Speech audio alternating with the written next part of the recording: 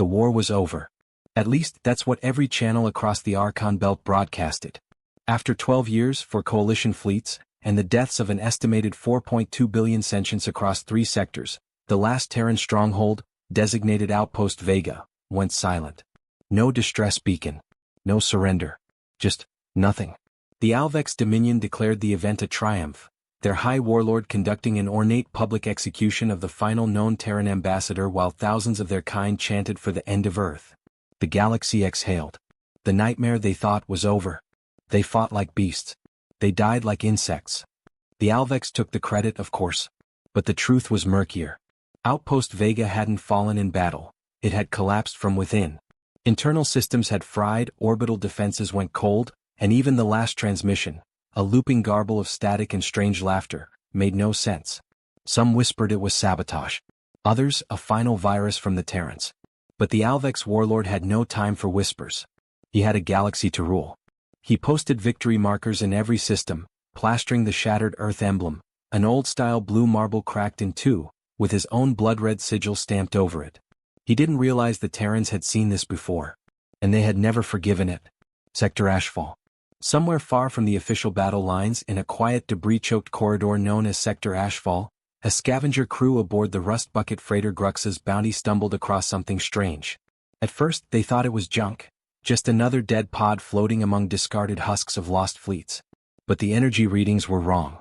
Too steady. Too deliberate. Captain Yorick, a Vrelin with half his skull replaced by exposed neural plating, ordered the pod brought aboard. No insignia. No ID tags. Just one label etched in Old Terran dialect. In case of total collapse, contact. And then a name. A single name. Human. Singular. First name only. The name was Rourke. No rank. No file. Just that. The AI on board Grux's Bounty tried accessing the pod systems. Failed. Tried again. Failed. And then suddenly the pod opened on its own. Inside was not a body. It was a signal device. Pre-fusion era. Hardwired to a quantum tether that shouldn't exist. When it powered on, the lights inside the scavenger ship flickered. An automated voice spoke just once. Rourke has been pinged. Yorick barked orders to shut it down, but it was too late. The signal was already outbound. Faster than any ship, faster than any logic. It bypassed wormholes.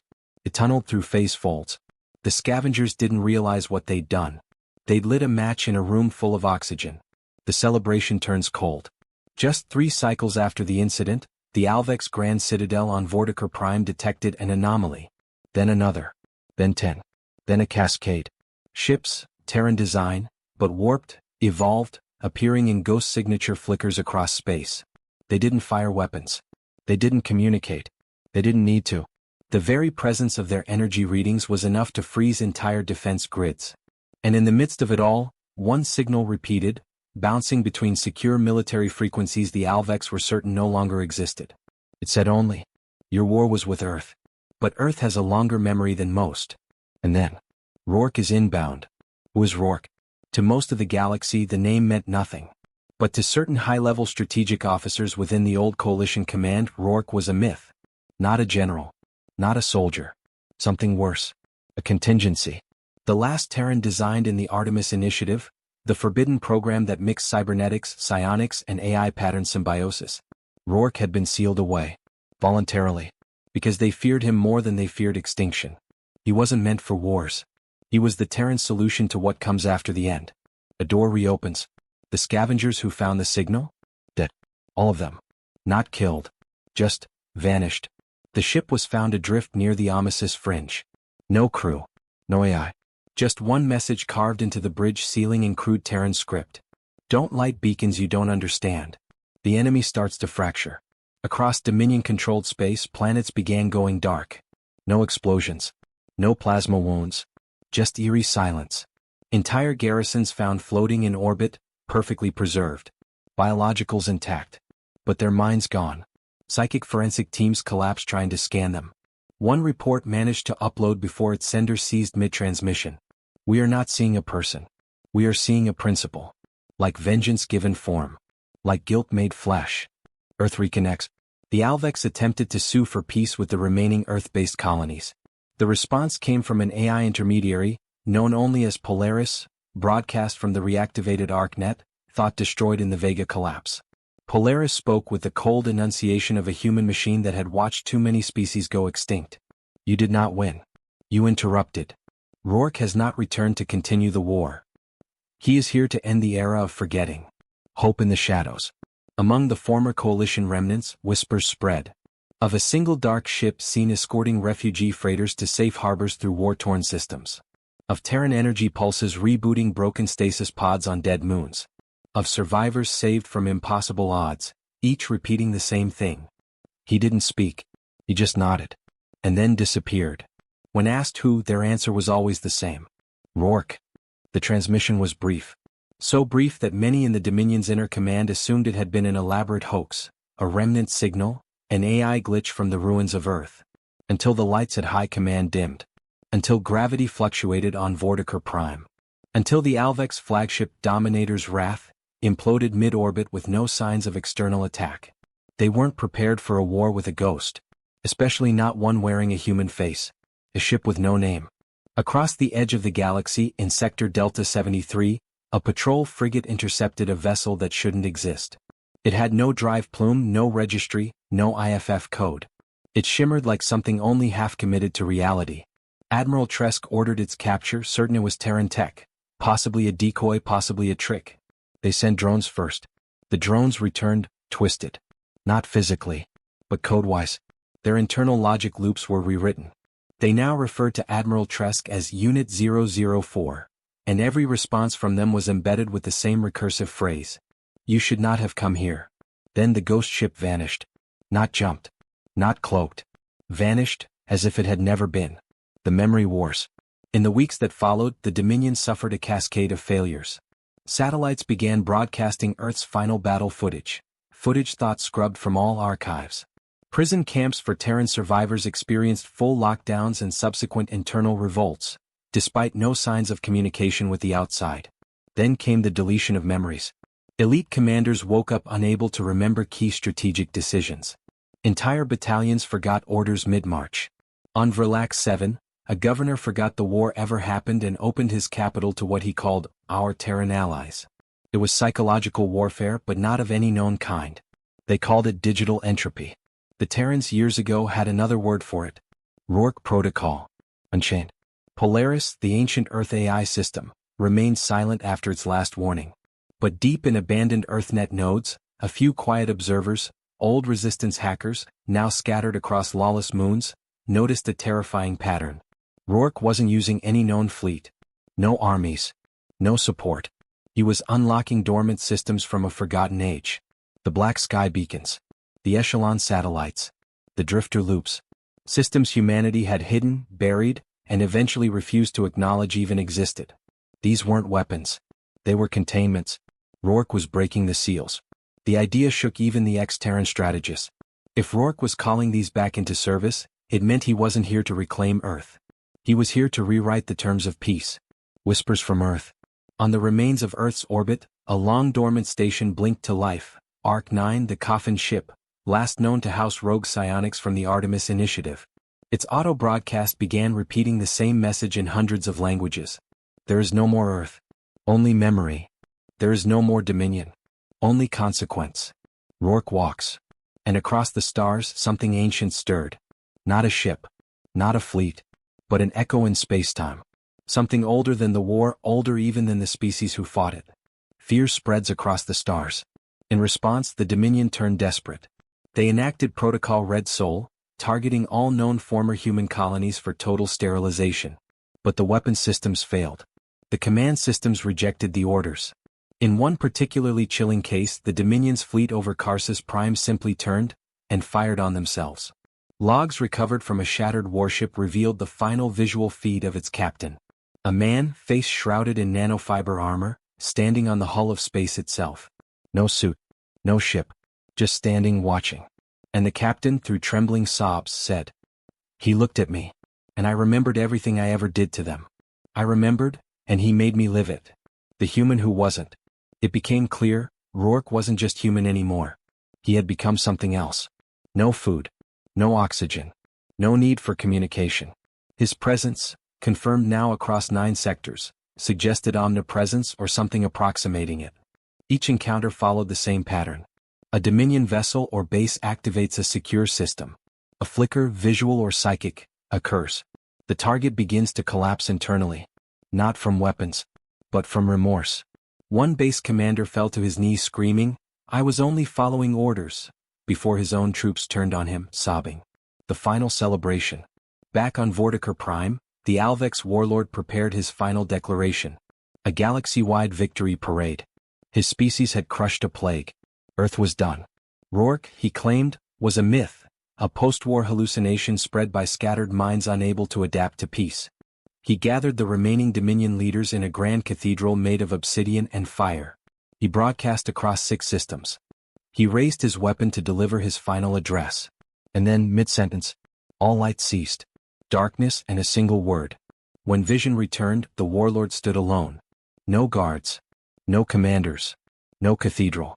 Just a single word, projected across the skies of every Dominion planet. Now. Now. That single word echoed through space like a detonation, but it wasn't sound. It was conviction wrapped in memory and pain. Across the galaxy, millions paused. Billions perhaps. The word struck differently for each species, translated instantly into their mother tongues but never spoken aloud. On Vorticer Prime, the Alvex warlord turned slowly in the place where the cathedral had stood moments earlier. The stage was gone. The banners, the torches, the council, all vaporized or misplaced in reality. He was standing in a replica of Earth's ruins. Charred stone, burnt trees, skulls in the dust. And before him stood Rourke. No introduction. No monologue. Just the look, one the warlord would later try to describe as the kind of quiet that precedes judgment. The reckoning. "Do you remember?" Rourke asked. The warlord tried to respond, but his mouth had fused shut. No physical damage. Just will. Rourke didn't move closer. He didn't need to. "You lined up civilians and laughed as they burned. You ordered the dissection of children who could hear the dark. You thought our pain was a joke. You built empires on our bones." Rourke raised his hand, palm up. Above it, images began to float, moving whole records of war crimes committed by the Alvex. They weren't from Dominion archives. They were from inside the warlord's mind. "Everything you forgot, I didn't." The warlord's knees buckled. Not from impact. From grief. That's when Rourke said the phrase that would be remembered forever. "Today I won't kill you. I'll let your own people do it." And then Rourke turned and vanished. The warlord's body was later found torn apart by his own honor guard, who claimed they saw every sin he committed the moment Rourke left. Galactic collapse. The Dominion didn't fall in one day, but its heart did. Entire planetary networks shut themselves off voluntarily, unwilling to risk contact. Commanders began surrendering without confrontation. No battles. Just surrender. Some even fled into deep space, begging for isolation from Rourke's reach. But it was too late. He was already there. The resistance speaks. Among the few remaining Terran survivors, a new voice emerged. Mira Kell, the daughter of a former fleet captain. She stood atop the wreckage of the Baldus relay station and made the first public broadcast from Earth's side since the war's start. "You taught us to beg.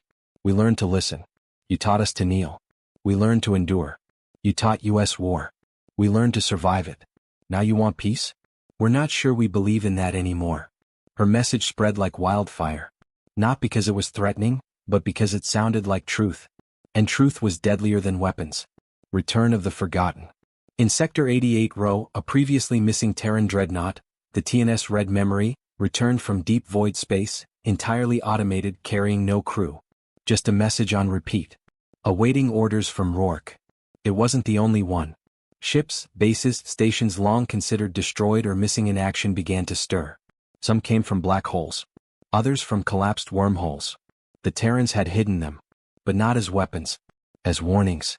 Each one was programmed not to attack, but to remember. And memory had become humanity's greatest weapon. Domino effect.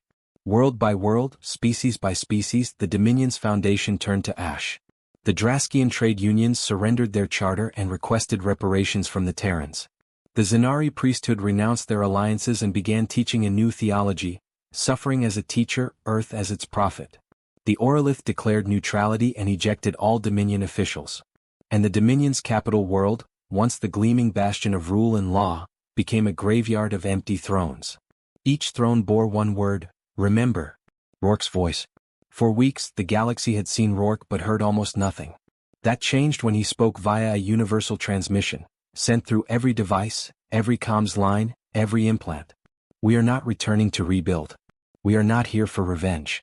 We are here because you've mistaken silence for surrender. He paused. You say the war is over. We say it hasn't begun. Not the war of guns. The war of memory. The war of consequence. And then the screen shifted, showing Earth, its surface glassed, its orbit littered with wreckage, and a single Terran child standing in a crater holding a faded flag. Judgment without war. In the weeks that followed, entire governments dissolved rather than risk being judged by Rourke. He didn't need armies. He didn't conquer territory. He made them see themselves, and that was worse. He forced truth to surface. And when truth was visible, power collapsed. Because no empire built on blood can survive once its people are forced to smell the stains. The final phase begins. Rourke stood on what was once Luna Base, now half submerged in molten crust. A single drone hovered beside him. Its orders were simple. Send the coordinates. And those coordinates pulsed into space, visible, bright, and encoded with the next phase of his design. Every AI, every hyperwave relay, every remnant of war tech began aligning with the signal. Even Polaris awoke again, whispering, "He's not just a man anymore. He's our reckoning." The coordinates spread like a virus through galactic space. From asteroid belts to abandoned way stations, ancient Terran satellites reactivated in perfect sync, a ghost grid that had once powered Earth's deep space defense network. No species knew of its full extent. Not even Earth's last living generals. Only one man did. Rourke. His signal stitched the fragments together. A pulse. A pattern. A final call. In a quiet chamber aboard the orbital fragment of Luna Base, he stood motionless before the last piece, a curved obsidian monolith pulsing with a faint heartbeat. The reckoning protocol had been prepared decades ago, encrypted in myth, buried in false Terran legends, hidden within nursery rhymes and battlefield songs. Rourke placed his palm on the stone. The galaxy shuddered. The echo reaches the core. Far across Dominion space, the core worlds blinked into shadow. Not from attack but shame. Thousands of high-ranking officials who had celebrated Earth's fall began receiving personal messages. Each was tailored, irrefutable, and ancient. Private conversations. Secret war logs. Torture orders. Genocidal speeches. And not just what they'd done, but what they'd forgotten they'd done. These weren't public broadcasts. They were mirrors. Each message ended the same way. A human remembers you. Terror spread faster than war. Some leaders killed themselves before facing what came next. Others vanished, hoping to escape their past. But nowhere in the galaxy could they hide from memory. The trial of silence. Rourke never assembled a fleet. Never demanded reparations. Never invaded a single world. Instead, he activated the final stage of the protocol. It wasn't violence. It was isolation. The Dominion's interstellar network, once a web of trade, travel, and terror, collapsed. No wormholes. No data. No energy-sharing packs. No emergency signals. Each complicit world became an island. Cut off.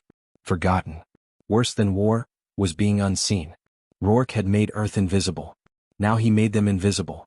And the galaxy learned, being remembered by humans could be a curse. But being forgotten by them? Worse than death. The last broadcast from Earth. Mira Kell appeared once more, standing alone atop the Terran forge, with the ashes of Earth around her and the banner of Sol behind. Her voice was clear. Controlled. Human. To the galaxy, we see you. We remember. And we're done asking for a place. We don't need your seats at your councils. We don't need reparations. We don't even need apologies. She paused. We have something better. She stepped aside, revealing a singular man. Rourke. For the first time he spoke publicly. We gave you peace. You gave us war. We gave you trust. You gave us genocide. You took everything. But you forgot we were human. And then, smiling faintly, we forgive you. But we will never forget you. The broadcast ended with only this. A child's voice humming Earth's anthem. A slow zoom out of Earth's orbit, still shattered but glowing faintly. And 3 words that lit up every screen in every language, everywhere. Never the joke. The galaxy changes course. The surviving powers had no choice. The Dominion was dissolved, not by war but by guilt. The last emperor of the Trackari knelt before an empty chair, placing his crown upon it and whispering, For the Terrans who made us remember ourselves. Former slaver races began building memorials to humans they had once enslaved, not because of orders but because their descendants demanded it. A new galactic order was declared, one that began not with strength but memory. And the first law of that order? No species may harm a human, past, present, or future, without consequence. Because the galaxy now understood what consequence truly meant. What happened to Rourke? No one knows. Some say he walked into the ancient core of Earth's crust and disappeared. Others claim they've seen him walking among new colonies, silent and watchful, never speaking unless spoken to. One tale says he entered an old Terran shipyard and became part of the AI itself, spreading his will through Terran code, making every ship a vessel of memory. But all records agree on one thing. Rourke was not just a man. He was the final truth. He was what happened when humanity remembered what it was. Epilogue: A New Dawn. 2 generations later, a child stood atop a reborn Terran city, this time on Mars. She pointed to a sculpture carved into red stone. It was not of war. Not of Rourke. Not even of Earth. It was a single word chiseled deep so no time could erase it. Human. When she asked her mother what it meant, her mother smiled. It means we were the joke once. But we remembered. And that changed everything. Thank you for joining us. If you felt the chill, if you saw the echo, if Rourke walked through your mind, subscribe to the Void Narratives for more stories where humanity rises from the ashes and becomes the very storm the galaxy never expected. We're just getting started. And trust me, we remember everything.